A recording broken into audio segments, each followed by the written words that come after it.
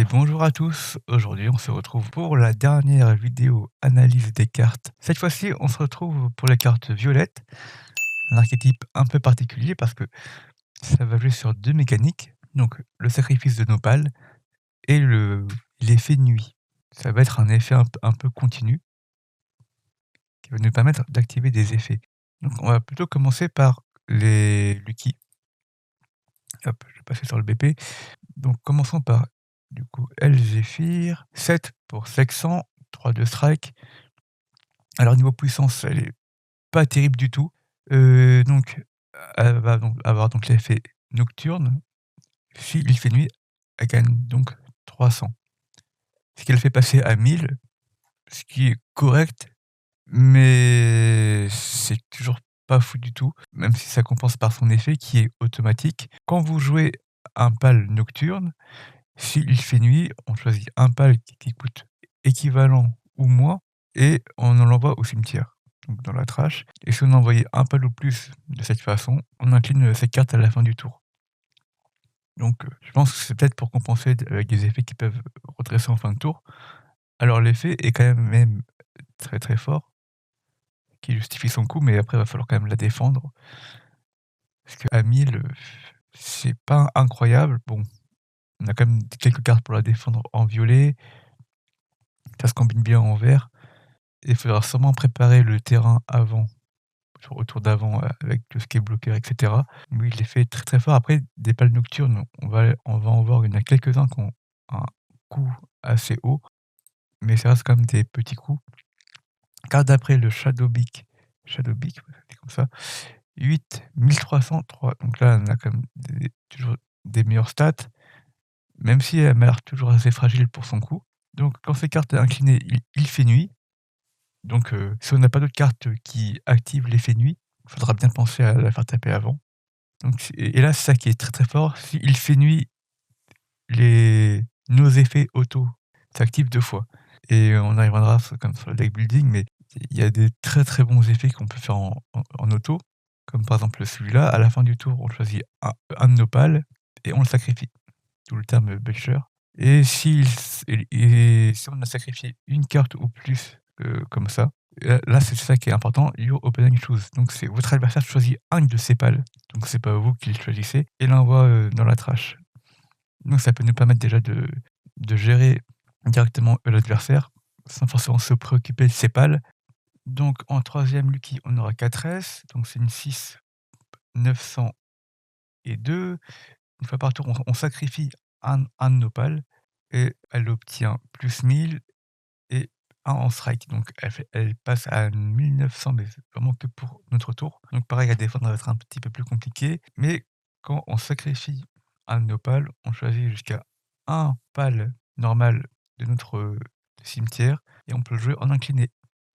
Sachant que X, c'est équivalent au coût de la carte sacrifiée moins 1. Donc si on sacrifie un pal à 6, on peut jouer un pal à 5. Pareil, on notera bien que c'est une carte auto, donc qui se combine, bien avec le Shadowbeak. Donc on peut activer cet effet 2 fois et donc on peut potentiellement avoir 2 cartes jouées avec un effet auto qui eux-mêmes s'activeront 2 fois et sachant que, pareil, un petit combo, à la fin du tour, comme on sacrifie un de nos pals, on peut très bien sacrifier un des pals qu'on a ramené avec 4S et voilà, faut réussir à protéger le Shadowbeak, le tour d'avant. Comme je dis, avec ces stacks, c'est un peu compliqué. Dernière Lucky, le Menacing que je trouve très, très fort. Ing 5 pour Sexan, donc des stats correctes, 2 en strike, automatique Retaliate. Alors je sais pas du tout comment ça se prononce. Quand cette carte est envoyée au cimetière durant un combat, on met le pal adverse dans le cimetière. Donc avec cette carte, on peut gérer des cartes qui coûtent, 1200, 1500, 1800 et quand cette carte automatique est envoyée dans le cimetière, on choisit jusqu'à un pal normal du cimetière et on le renvoie en main. Donc voilà, je vais pas répéter un peu pour l'effet automatique, mais on peut vraiment être avantagé par le fait d'en récupérer 2. Une carte qui coûte 5, on peut très bien taper avec et même si l'adversaire peut nous la tuer, il va devoir un peu réfléchir pour pouvoir la gérer sans perdre trop de ressources. Donc voilà. Pour les Lucky, pour l'instant, moi j'ai un gros coup de cœur sur les 3. 4S, faut la jouer en sacrifice du coup, et je suis pas très fan de la mécanique. Même si ce qui est intéressant avec, le sacrifice, c'est que c'est pas comme assigner, c'est-à-dire que le pal, on peut attaquer avec ou l'assigner sur une structure et après le sacrifier. Donc on perd pas forcément de tempo sur notre tour, on peut faire vraiment comme on veut. Mais par contre, ouais, on a un pal en moins pour attaquer, pour nous défendre. Après on va passer au pal normal du coup. Alors, commençons par le Tombat, une 5 pour 600, 2 automatique. On reveal les 3 cartes option de notre deck et on en choisit un, on l'ajoute à la main et on met le reste dans la trash. Donc c'est une carte qui est quand même sympa parce qu'avec 3, on peut quand même choisir ce qu'on va prendre en main. C'est pas comme la pioche où on va juste piocher une carte, aléatoire. Là, on peut vraiment choisir celle qu'on veut. Alors, Pyrrhine Noct Inset en quick, 1100-300, enfin 1100 et 3, et qui a donc l'effet nocturne, ce qui le fait passer à 1400. Pareil, ça peut être une bonne alternative, mais pareil, nos 2 grosses, cartes pâles nocturnes, elles sont déjà à 7 et à 8. Après généralement la carte, enfin la mécanique de nuit, si on joue nuit, va être beaucoup plus sur les cartes, violettes. Ce qui fait qu'on aura peut-être beaucoup moins de cartes d'autres couleurs, peut-être pas les autres Lucky, mais la carte est quand même intéressante parce que ça reste une carte, qui a interrupt, et si jamais vraiment on a besoin de présence sur le board, elle peut vraiment s'avérer utile. Une autre carte que j'aime bien, Lilian Noct, donc 8 1703, donc elle a quand même des bonnes stats, hein. En action, on incline cette carte et on défausse une carte et on choisit un pal qui coûte 6 ou moins de la trash et on la déploie inclinée. Pareil, ça nous fait pas «gagner» entre guillemets en action. C'est-à-dire qu'on va la jouer, on va l'incliner et on va jouer une carte qui est déjà inclinée. Donc, on pourra peut-être pas taper, on pourra peut-être pas gérer. Donc la carte est quand même un petit peu lente, ce qui est dommage, mais pour 6, on peut très bien ramener un Tombat, combinaison aussi avec vert, parce que c'est vrai que moi j'aurais plus tendance à jouer avec vert. Mais voilà, on peut ramener la Pétalia, qui me rappelle fait gagner une vie et restant 2 souls. Vraiment petit combo rapide. Donc ça peut nous faire revenir à 6. Et après, si on va un petit peu plus loin, bien évidemment, avec le Shadow Beak, on récupère 2 points de vie et on restante 4. Mais voilà, c'est une mécanique sur 3 cartes. Mais avec vert, on peut s'attendre à pouvoir protéger une carte violette. Dépresso, une 2 pour 101, qui a double effet, nocturne, donc ça le fait passer à 700 pour 2. Ça reste, une très, très, très bonne carte. J'ai pas grand chose à dire dessus, mais bon, pareil, ça va pas être une carte super intéressante en début de partie. Si on l'a en main, ça fera quand même quelques trucs, mais ça fait pas rêver. On a le Daydream Nocturne 300, donc là, c'est quand même plus intéressant. Elle a 500, s'il fait nuit, mais bon pareil, c'est une carte qu'on va peut-être pas forcément jouer en premier, donc qui va se faire gérer assez facilement. Mais on a quand même déjà 2 bonnes cartes à 2 pour jouer, en nocturne. Lavender, c'est une carte que j'aime bien. J'aime bien le palo en lui-même. 5 800, stat correct, strike à 2. En attaquant, on peut défausser une carte et gagner un point de vie. Ça Je trouve ça assez situationnel de perdre une ressource de la main pour gagner qu'1 point de vie. Alors des fois, ça peut être ce point de vie qui peut nous sauver d'un létal, mais je trouve ça cher payé, sachant qu'en perdant une vie, on gagne pas d'avantage, on pioche pas, il y a pas d'autres effets. Donc je suis pas du tout fan de la carte, sur ce qu'elle peut nous apporter. Là, on a le Dream pour 3. C'est la même version que la version 2, mais là, elle a des meilleures stats.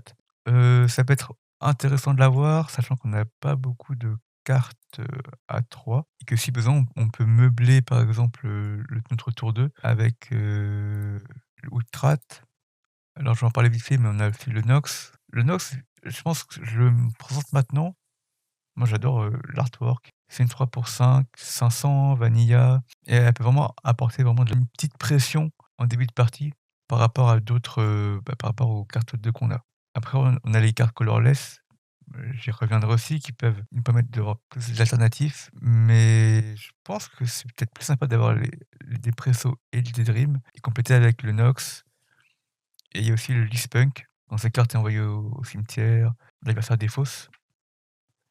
Donc c'est une carte qui est handicapante à affronter et qu'on peut sacrifier aussi, sachant que c'est un effet auto, donc on peut l'activer 2 fois. Donc pour moi, je trouve que c'est une carte, heu, alors j'aime bien le côté un peu fun et l'effet de la carte, donc moi je pense que je la jouerai. Je pense qu'avoir, si on reste vraiment que sur le violet, avoir le Lich-Spunk et le Nox en 3 et avoir les Daedrim et les Espresso, ça vraiment peut vraiment être un bon schéma pour construire autour du deck violet. Après si on joue pas Nocturne et qu'on reste vraiment sur le principe de sacrifice, ouais, là on partira sur peut-être des cartes A2 de d'autres couleurs. Mais, je trouve que c'est assez simple de deck build, un deck Nocturne. Alors par contre, c'est vrai que je l'ai pas précisé, enfin, je vais peut-être en parler peut-être plus sur les cartes à venir, mais on a des cartes qui vont générer de la nuit. Ça dure jusqu'à la fin du tour adverse. Donc ça peut si vous sur un match miroir, ça peut avantager et désavantager, l'autre joueur. Là, on va enchaîner sur le Van Wyrm automatique. Je viens de le déployer. 400-600, strike 2, c'est des stats, assez corrects. J'aime bien le pal, les flammes, la tête. Alors donc auto, quand on le joue, on choisit un pal, il a -300 jusqu'à la fin du tour. C'est une bonne carte de gestion, sachant que pour 3, enfin pour 4, on peut gérer une carte qui est à 900. Donc c'est une carte qui potentiellement une coste 5 ou 6. Donc on gagne quand même un peu sur la value et même sans elle est pas nocturne, donc elle est assez polyvalente et même sans l'effet, du double auto, pour moi c'est quand même une bonne carte. Le Maret, 6 et là quand cette carte est inclinée, il fait nuit. Donc ça c'est une, rare carte, pâle normale qui génère de la nuit, donc c'est une bonne alternative. Elle coûte 6, elle a 900 et 2, donc elle va être un peu plus dure à aller chercher, surtout à ce moment de la partie et si il fait nuit, tous les pals adverses ont -200. Donc c'est une carte qui fait un peu le taf des pals Lucky parce qu'en fait, elle va avoir un effet permanent même pendant le tour adverse. Là où les 2 autres, alors certes ils handicapent, mais ils vont pas changer entre guillemets «les plans» de l'adversaire. Là, il va se prendre un malus de -200, ce qui va peut-être le forcer à jouer d'autres cartes, à taper plus fort sur Nopal alors que c'était pas prévu dans son plan. Donc pour moi, c'est une bonne carte, mais est-ce que peut-être qu'elle rentre quand même en concurrence avec les 2. Après, je pense pas qu'on jouera les 2. Pour moi, le Menacing, c'est du x2 à x4 et après je pense que l'idéal, c'est de partir soit sur le Elzevir, soit sur le Shadowbeak. Le Shadowbeak, il est beaucoup plus sur le sacrifice et sur les effets automatiques. Là où le Elzevir, il est beaucoup plus sur les pales nocturnes. Donc des effets un peu continus. On peut en jouer 2 et 2 ou 3 et 2, mais je pense qu'on va un petit peu perdre en harmonie sur nos cartes en devant faire soit beaucoup plus de nocturne ou alors un peu de nocturne et un peu d'auto pour rentabiliser un peu les effets automatiques et bon, voilà. Alors le Nox, on en a déjà parlé. La dernière commune, le Loop Moon automatique, s'il fait nuit, on choisit un pal qui coûte 6 ou moins, qui est incliné, donc ça, c'est pas très compliqué et on l'envoie, dans la trash. Donc à 500 et donc c'est pas des gros stats de puissance, elle tape quand même à 2, mais l'effet est quand même assez fort. Genre pour 4, on peut gérer un pal qui coûte 6 ou moins, donc c'est vraiment pas mal, hein. Franchement, à partir de 6, c'est un bon effet, sachant qu'on a des cartes, structure par exemple, ou événements qui nous font générer la nuit. Donc on n'est pas obligé d'atteindre d'avoir, 6, 7 ou 8 de soul pour, pouvoir jouer ces cartes, donc ça nous ferait quand même 2 bonnes cartes à 4. Alors après, c'est sûr que nos bonnes cartes à 2 sont des nocturnes, bonnes cartes à 4 sont des autos, donc ça peut donner envie de jouer vraiment sur le Lucky qui est à 8, le mais ça serait quand même une bonne carte et même sans l'effet en double, c'est une carte, qui est vraiment intéressante, qui apporte de la gestion et en match miroir qui peut vraiment faire la différence. Passons aux structures. Pour 4, donc c'est assez cher, 1 300 de durabilité. Une fois par tour, on envoie nos 3 cartes Oxynodeck au cimetière et il fait nuit jusqu'à la fin du tour adverse et en continu, tous nos pals obtiennent l'effet nocturne. Donc ça, c'est vraiment une carte, assez forte qui permet de booster tous nos pals. Mais c comme je disais, en match miroir, bah, si c'est nous qui devons à chaque fois jeter 3 cartes, c'est un peu handicapant, même si, comme on a pu le voir, on a des cartes qui nous font jouer depuis le cimetière. Mais si vraiment on reste sur le 1er effet, ça nous fait quand même dépenser 4, là où l'adversaire n'aura pas dépensé 4 et pourra jouer d'autres cartes. Là, on a le Shoddy Bet, donc qui est un petit peu la version équivalente que la carte d'avant pour 2, donc toujours cet effet de nuit en envoyant 3 cartes au-dessus de notre deck au cimetière et à la fin du tour, si on a un pal nocturne incliné, on pioche une carte. Donc certes, on a quand même des avantages que si l'adversaire ne joue pas, mais pour 2 et pour 4, l'adversaire ou même nous-mêmes, hein, si c'est l'adversaire qui joue ces effets-là, on aura plus de présence sur le terrain. Donc c'est pour ça qu'il faut faire attention aux matchs miroirs. En fait, j'ai surtout peur des matchs, miroirs. Ensuite, Medieval Mixing, Workbench pour 4, une fois par tour, en payant 3, donc c'est assez cher, hein. Ça fait potentiellement 7 le tour où on la joue. On a signé un PAL, on choisit un PAL X depuis notre cimetière et on peut le déployer incliné. Et X, c'est l'équivalent au coût de la carte qu'on a joué, enfin qu'on a assigné plus 2. Donc si on a assigné un PAL à 4, on peut jouer un PAL qui coûte 6. Et là, c'est un petit peu intéressant parce que ça nous fait, entre guillemets, pour 3, on peut jouer un PAL qui coûte 6 ou 7. Mais ça nous fait quand même assigner à côté un gros PAL qui peut gérer une créature ou faire une grosse frappe. Après, c'est sûr que ouais, si le terrain adverse est plutôt bien rempli de 3-4 cartes, j'ai quand même préférence à gérer le terrain. Donc pareil, hein, c'est un PAL qui arrive incliné, donc même si je peux comprendre que ce serait un petit peu abusé de pouvoir taper directement le joueur. Ah bah, à moins que pareil, si c'est un pal avec une provocation, et là, c'est la carte devient tout de suite intéressante. Mais c'est sûr que ouais, si on joue un pal, après bon, on peut penser au Loop Moon ou Van Wyrm, qui ont vraiment des effets pour gérer le terrain adverse. Ça peut être intéressant, mais je trouve la carte hyper situationnelle. En 3, Wooden Wall, je trouve que c'est quand même une bonne carte. Elle a provocation, donc tant qu'elle est là, l'adversaire est obligé d'aller taper cette carte et en plus, quand il est envoyé au cimetière, on peut piocher 1. Donc c'est une carte qui va pouvoir se combiner notamment avec le LZFR qui coûte 7. Après on aura un peu de mal à protéger, on peut toujours protéger la 4S, mais le Shadow Beak à 8, c'est un peu compliqué, sachant que ouais, 300 ça tient pas le tour adverse, hein, ça tient pas un tour je pense. Mais on a quand même le fait de pouvoir piocher qui rapporte quand même un petit peu d'intérêt pour la carte et je pense que même comme j'ai dit, violet a besoin de ces setups, donc c'est pas mal d'avoir une provocation si on joue pas vert. Donc c'est une carte qui peut être intéressante, peut-être en x2, mais voilà, elle aura pas d'autre intérêt parce qu'elle se fait les détruire trop facilement. Viewing Cage, une fois par tour, on assigne un PAL. Donc on exile le PAL assigné, donc c'est pas du sacrifice ou autre. Et on choisit un PAL qui coûte X et on l'exile aussi. Sachant que X c'est la valeur du PAL qu'on a exilé aussi. Et quand cette carte quitte la base, on renvoie les pals exilés dans la main. C'est un peu de tempo, mais je trouve pas d'intérêt sachant que le pal on l'a signé, donc on fera rien avec le pal. Les dégâts qu'aura fait la carte, heu, adverse sera déjà faite, donc pour 3 je trouve pas vraiment ça intéressant. Je on a beaucoup mieux comme carte de gestion. En équipement, le Mid Cleaver Act, on reste ses cartes et on sacrifie un pal. On regarde les 3 cartes au-dessus de notre deck et on choisit une carte et on l'ajoute à la main et on met le reste dans la trash. Donc c'est une bonne carte qui va nous permettre de prendre ce qu'on a besoin en main, mais c'est du 1 pour 1 quand on sacrifie un pal et on récupère une carte, mais le problème c'est qu'on perd en présence sur le board, même si le pal peut taper, tout ça, mais ça nous force à repayer des coups de cartes au tour d'après. C'est pour ça que j'ai un peu de mal avec la mécanique de sacrifice. Dead Necklace automatique, on choisit un des dreams, notre main et on peut le déployer. Et en inclinant cette carte, on choisit un pal et il obtient 200 jusqu'à la fin du tour et il fait nuit.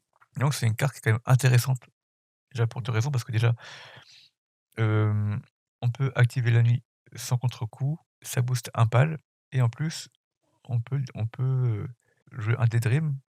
Ce sera un Daydream à 2 ou à 3, mais sachant qu'il fait nuit, par exemple, même si on prend celle à 2, elle est à 500, là elle passe à 700. Donc c'est une carte qui est intéressante. Après, bah, là, le problème, c'est que même si on est limité à que 4 exemplaires du même PAL, avec les mêmes noms. On a quand même toujours le boost et l'effet nuit, un peu plus situationnel, comme ça un effet auto, on peut en déployer 2 et ce qui peut nous permettre de pouvoir bloquer avec 1. Donc c'est une carte qui peut être assez intéressant, mais pareil, il faut que la le Shadow Beak tienne 2 tours et quand on voit tout ce qu'on peut faire si le Shadow Beak reste sur le terrain, il restera jamais sur le terrain. Contre du rouge ou contre du violet, la carte se fait instantanément gérer, même par des effets. Ensuite, on aura Zoé Stratégie, la carte, on va dire dresseur, de la couleur. J'aime bien le personnage et j'aime bien, c'est le premier boss qu'on fait entre guillemets de dans le jeu. On choisit un de ses effets, on choisit jusqu'à 5 ressources adverses et les adversaires les perdent. Alors cet effet-là va être assez situationnel, mais il peut carrément, chambouler la stratégie adverse, retarder, l'adversaire ou alors il va devoir changer ses plans. Parce qu'il aura pas les ressources pour activer des effets. Deuxième effet, on choisit un PAL de notre cimetière, on le renvoie dans la main et l'adversaire défausse une carte de sa main. Ça aussi, c'est un effet que c'est vraiment le genre d'effet que j'adore. Troisième effet, on choisit un PAL, on sacrifie et si on a sacrifié un PAL ou plus comme ça, on choisit un PAL adverse et on l'envoie au cimetière. Le troisième effet, alors, il y a pas de limite par rapport aux cartes rouges où c'était je crois que c'était 1500. Là, on va dire que c'est fort sur les grosses créatures, mais c'est un peu moins fort par rapport à rouge si on vraiment c'est des cartes, qui coûtent un peu moins cher.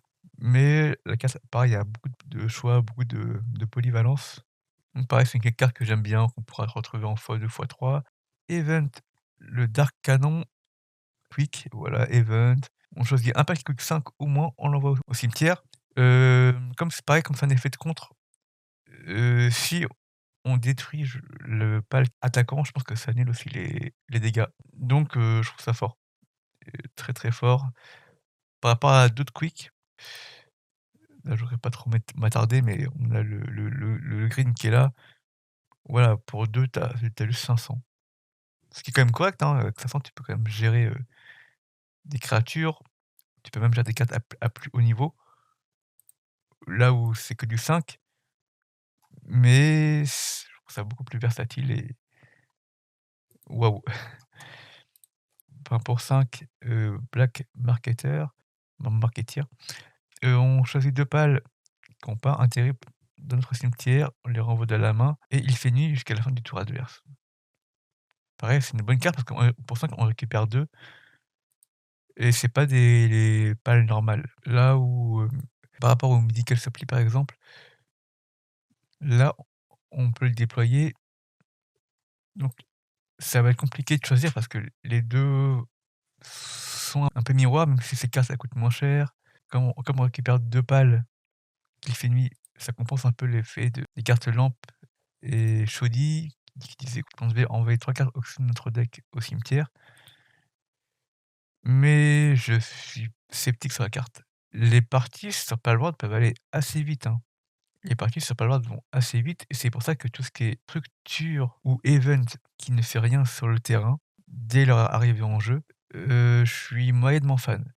Les effets sont incroyables, donc je pense que ça compense un petit peu la condition, comme j'ai dit, pour les jouer. Mais notre adversaire, il peut jouer un pal, il peut taper et nous, on aura peut-être passé notre tour à juste reprendre des cartes qu'on n'aura peut-être pas le temps de jouer parce qu'on sera mort avant ou dans une situation où on aura du mal à remonter. Bon, en tout cas, voilà, on vient de finir avec tout ça.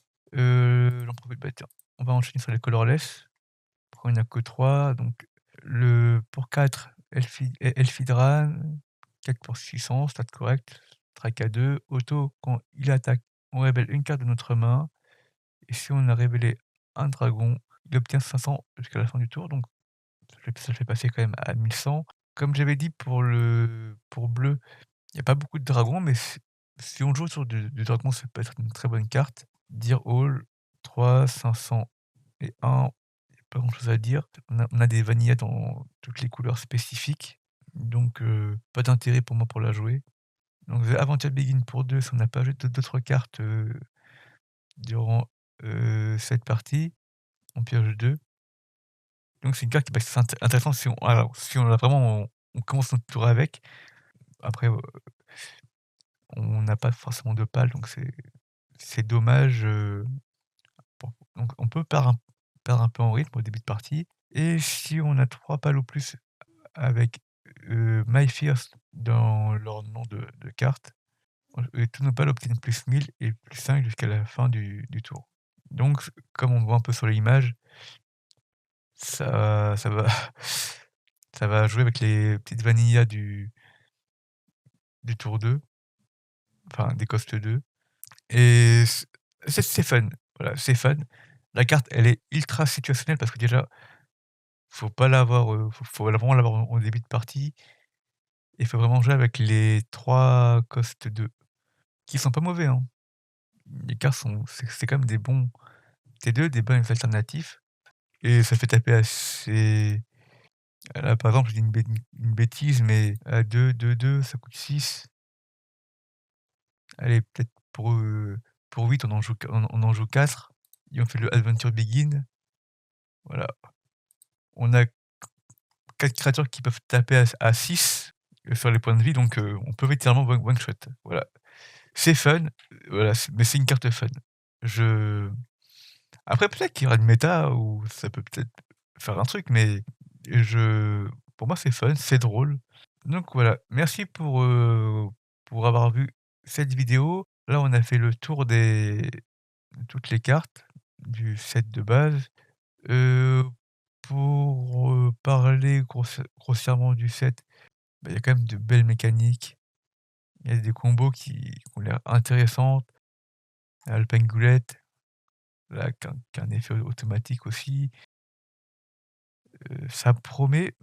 Moi, j'ai déjà hâte d'être au set 2 ou 3 pour découvrir un peu les nouvelles combinaisons et on se retrouvera du coup, bah, pour la prochaine vidéo où je ferai une ouverture de display si tout va bien et si j'arrive à avoir la mienne. Voilà, voilà. Merci à tous et à bientôt.